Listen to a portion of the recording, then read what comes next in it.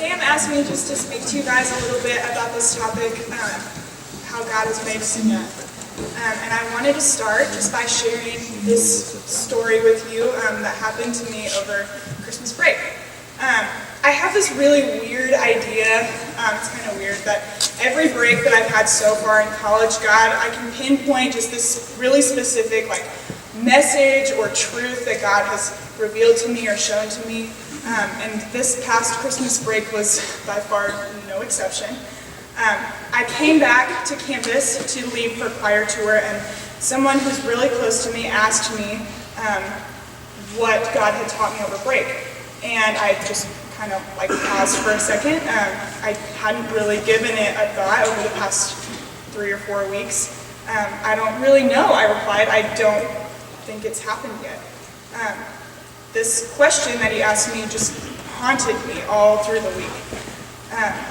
That week, I received some really just heavy news about my family and just some different stuff that was going on, and I was left feeling so inadequate and lonely and just like I wasn't enough. I was angry at God for letting this happen while I wasn't there to be for my mom, to be there for my siblings. I was honestly just very frustrated at the timing of everything. It's really, really easy to trust God and feel like you're enough when you have control over a situation in your life. For me, that's really easy. It's really easy to say, okay, God, yeah, I know you love me and I'm enough for you, but it's because I have control over this situation. I think that the challenge comes when he calls us to let go and let his grace be sufficient for us.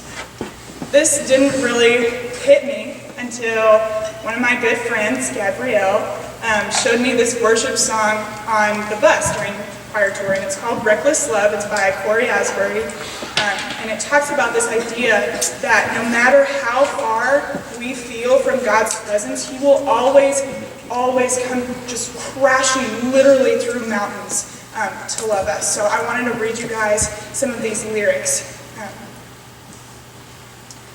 Before I spoke a word, you were singing over me. You have been so, so good to me.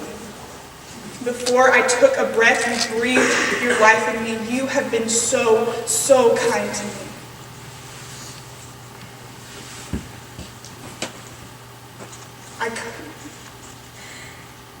Oh, the overwhelming, never-ending, reckless love of God. It chases me down, fights till I'm found, and it leaves the 99, and I couldn't earn it, and I don't deserve it, but still you gave yourself away. Oh, the overwhelming, never-ending, reckless love of God.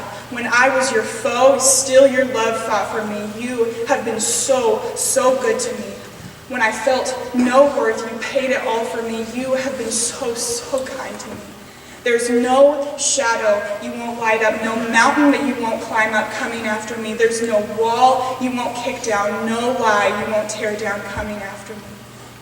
Oh, the overwhelming, never-ending, reckless love of God. It chases me down and fights till I'm found, and it leaves the 99, and I don't deserve it, and I couldn't earn it, but still you gave yourself away.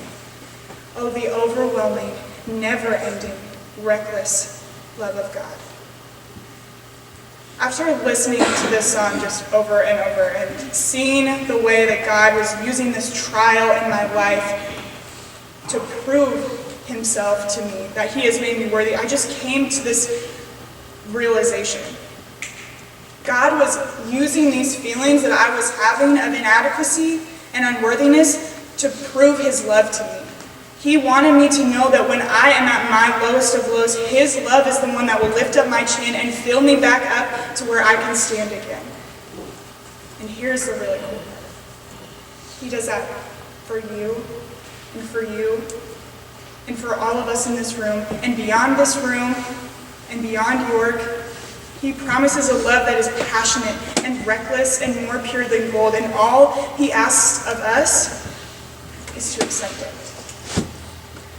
I want to tell you guys about this little story in the Bible, in the Old Testament. It's just tucked in there between the pages, but I think it's really significant. It's the story of Hosea and Gomer, and I'm going to try to do it justice. Dr. Severly, I'm getting nervous. The story of Hosea is about this man who God calls to go and marry a prostitute. God says to Hosea, I want you to go out and I want you to find this prostitute and I want you to love her and I want you to make her a part of your family. And Hosea is obedient and he goes and he finds Gomer and he falls in love with her.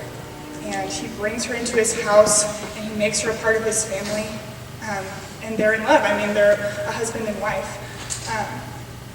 And then the next part of this story, something really interesting happens. Gomer leaves. She runs away from their home, and she goes back to the life that Hosea brought her from. And God tells Hosea to go and get her. He says, go and bring her back to your house. You love her. You're in love with her. Go and bring her back. Go rescue her. And so he does. She runs away again. And he brings her back again, and it's just this cycle. And God uses this story to illustrate his love for the Israelites. He uses this story to show his people that this is what I'm going to do for you, and this is what I have been doing for you. And no matter how many times you run away from me, I will always, always bring you back. I want you all to know that I have been at that point. I've been Gomer, and I can't tell you how many times I've gone back to the thing that I knew was bad for me, all the while God is chasing after me right there, just ready to love me. I don't have a challenge for you, and I don't have a good call to action. All I want for you guys to take away from today is the fact that no matter what, you will always be loved by the one person in which it matters. God's love is one that tells us that even if you were the only person on this entire planet, that he still would have sent his son, his only son, whom he loved and cherished, to die for you, so that he could be with you, so that he could love you. And that is what makes you enough. And that is incredible. So I pray that this knowledge and this truth is something that will propel you to do something great today.